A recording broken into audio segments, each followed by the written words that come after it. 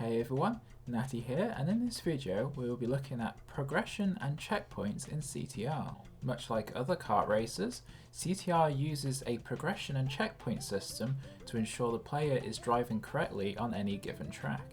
We will also look at NMZ shortcuts, which is used in Papu's Pyramid, as well as the Startline Glitch, which is used in Tiny Arena. So to start off, how does CTR track your progression? As you drive in CTR, the game is tracking two different things, your progression as well as your checkpoint. Both of these counters start from a large number and eventually count down to 0, and 0 being when you cross the finish line. The progression tracker is always recording your kart's position relative to the end of the track. Your checkpoint only looks at the highest progression you have achieved while driving in the track. If you were to drive backwards, your progression tracker will change as your kart's position relative to the end of the track is also changing. However, your checkpoint tracker will stay the same as you are not making any further progress in the track and it recognizes that you are going backwards. Your checkpoint is how the game makes sure that you are not progressing too much in one go, which would be considered cheating.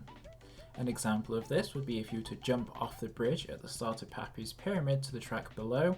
This sudden shift in progression would be invalid and you will get respawned back on top of the bridge where your last valid checkpoint was.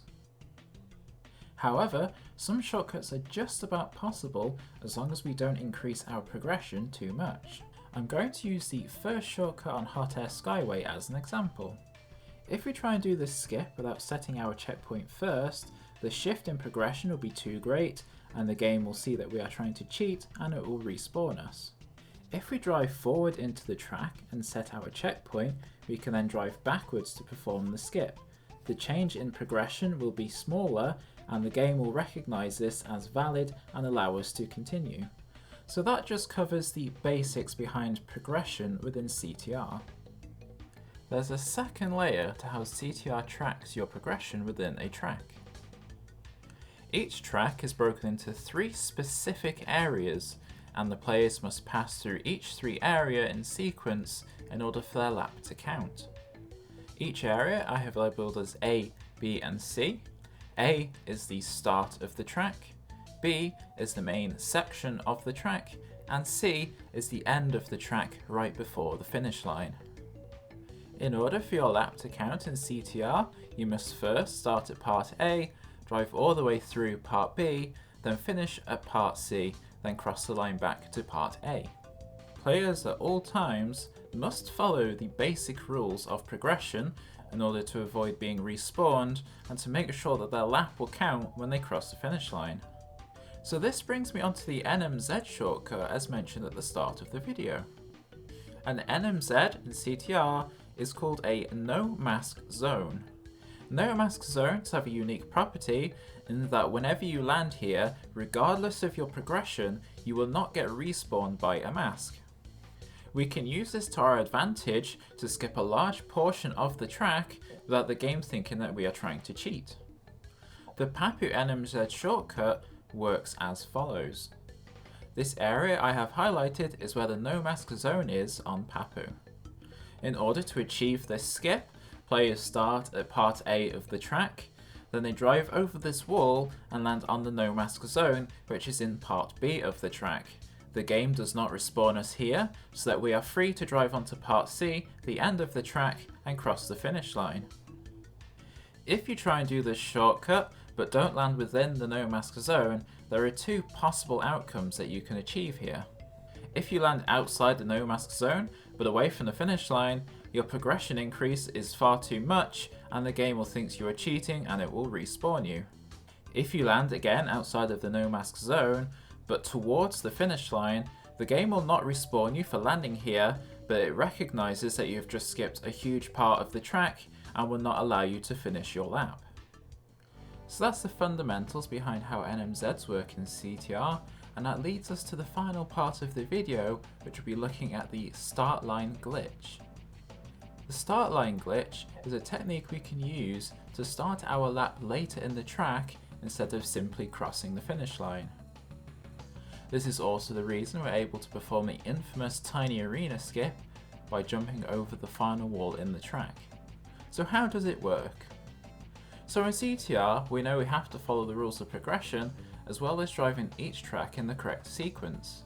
For the Startline Glitch, we can completely forget about valid progression as we only need to focus on the sequence a track is played. We can perform this glitch by driving our kart into part C, the end of the track, into part A, the start of the track. This skip works because in CTR, the game is only checking to see if you've driven from the end of the track to the start of the track, which it assumes means you had to have crossed the finish line at some part of this journey.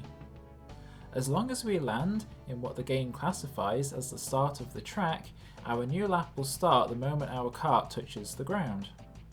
So using the Tiny Arena skip as an example, this is the frame before you land. You notice that our progression is a very small number. And the frame as we land, our progression jumps up to a large number, and you can see that our lap has started from this point that we've hit the track. So in Tiny Arena, when we actually jump over the wall, the game still classifies this area as the start of the track, despite the fact that it's actually quite far into the track, almost at the end. In fact, where this bridge is where part B of the track starts, so if part B was extended a little further back, the skip would not be possible at all.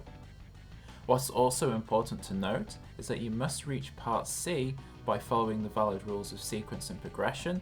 You can't simply drive backwards. If you were to drive backwards to part C, then jump over the wall and try and get to part A, the game knows that you're trying to skip ahead in the track and it will run its check of progression here instead of checking if you've completed a lap. Therefore you will be respawned. Thanks for watching this video. I hope you found it interesting learning about the inner workings of CTR, but if you do have any more questions then feel free to leave them in the comments. I just want to thank Paul for helping me create this video, as well as Tiziano and Nicholas for giving me feedback on my script and editing, and also thanks to Red Hot for designing the mod which I've used to show the progression numbers on screen. I'll link everybody's YouTube channels in the description. I hope you have a great rest of your day and I'll catch you in the next video.